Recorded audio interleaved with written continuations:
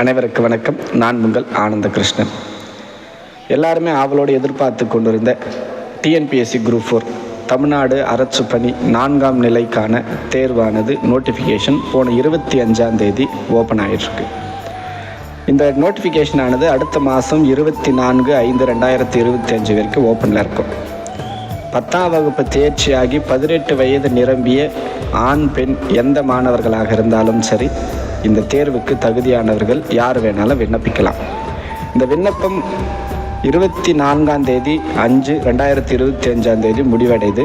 அதன் பிறகு அப்ளிகேஷன் போட்டவங்க ஏதாவது கரெக்ஷன் பண்ணணும், சின்ன மாடிஃபிகேஷன்ஸ் இருக்குது அப்படின்னா 29ஆம் தேதி தொடங்கி 31ஆம் தேதிக்குள்ளே நீங்கள் அதை திருத்தம் செய்துக்கலாம்.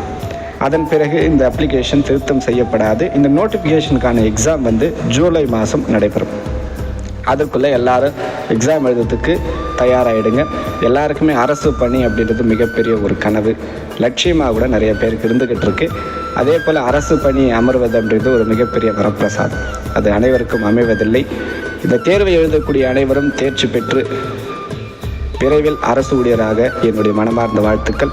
அதே போல் டிஎன்பிஎஸ்சி குரூப் 4ல் என்னென்னலாம் வேக்கன்சி இருக்குது, என்னென்னலாம் பதவிகள் இருக்குது அப்படின்னு பார்த்தீங்க அப்படின்னா, முதல்ல விஓ வில்லேஜ் அட்மினிஸ்ட்ரேஷன் ஆஃபீஸர், கிராம நிர்வாக அலுவலர். இந்த பதவிக்கு 10ஆம் வகுப்பு தேர்ச்சியாக இருந்தால் போதும், 21 வயசு நிரம்பி இருக்கணும்.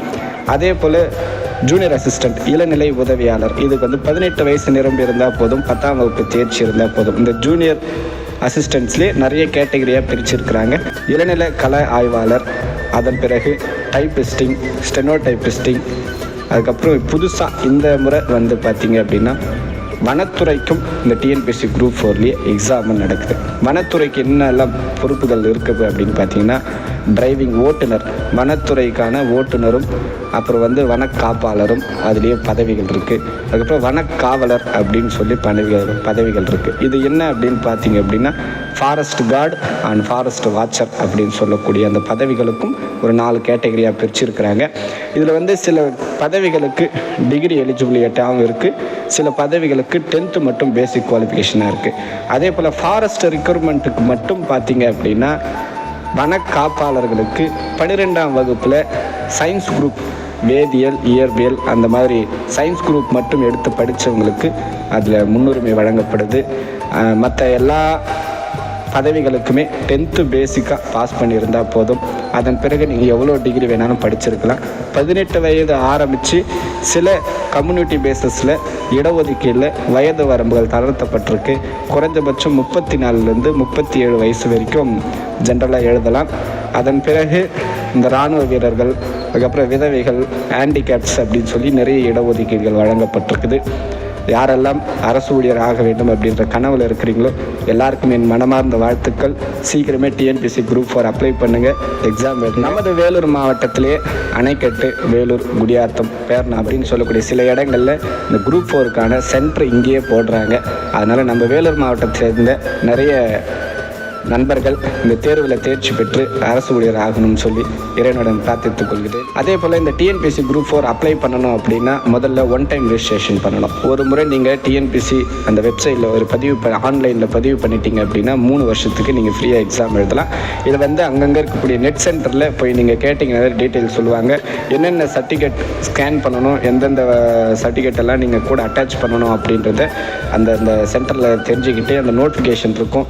யாருக்கெல்லாம் இந்த டிஎன்பிஎஸ்சி அப்ளை பண்ணக்கூடிய நபர்களுக்கு சந்தேகங்கள் இருக்கும், www.tnpsc.com அப்படின்ற அரசு இணையதள முகவரியில் போயிட்டு அந்த நோட்டிஃபிகேஷனை டவுன்லோட் பண்ணி முழுசாக படிங்க.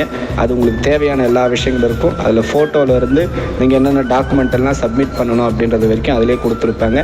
பக்கத்தில் இருக்கக்கூடிய நெட் சென்டரில் போய் ஆன்லைனில் அப்ளை பண்ணிவிட்டு இன்றைக்கே படிக்க ஆரம்பிங்க. தேர்வு எப்படியெல்லாம் கொஷின்ஸ் கொடுக்குறாங்க, இந்த எக்ஸாமுக்கு எப்படி கொஷின்ஸ் வரும் அப்படின்னா, முதல்ல 100 கேள்விகள் தமிழ், அப்புறம் இலக்கணம் சார்ந்த ஜென்ரலாக கொடுப்பாங்க. அதன் பிறகு வரக்கூடிய 75 மதிப்பெண்கள் பொதுவானது. இந்த சயின்ஸ், மேக்ஸ், அப்புறம் சோஷியல், இதெல்லாம் பொது ஜென்ரல் நாலேஜ் இதெல்லாம் கலந்து அந்த 75 வினாக்கள் கொடுப்பாங்க. அதன் பிறகு இருக்கக்கூடிய 25 வினாக்கள் சைக்காலஜி கொஷின்ஸாக கொடுப்பாங்க. அப்படி மொத்தம் 200 கேள்விகள் கேட்கப்படும். டோட்டல் மார்க் 300 மதிப்பெண்கள். அதில் எவ்வளோ கட் ஆஃப் மார்க் அப்படின்றது எக்ஸாம் முடிஞ்ச பிறகு குறிப்பிட்ட டேட்டில் அரசாங்கம் வெளியிடுவாங்க.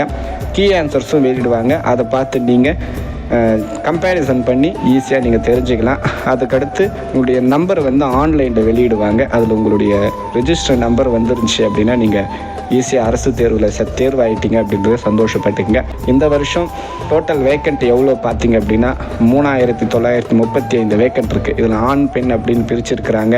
அப்புறம் இராணுவ வீரர்கள், விதவைகள், ஹேண்டிகேப்ஸ் அப்படின்னு சொல்லி நிறைய கேட்டகரியில் பிரிச்சிருந்தாலும் இந்த முறை வேக்கண்ட் நிறையவே வந்திருக்கு.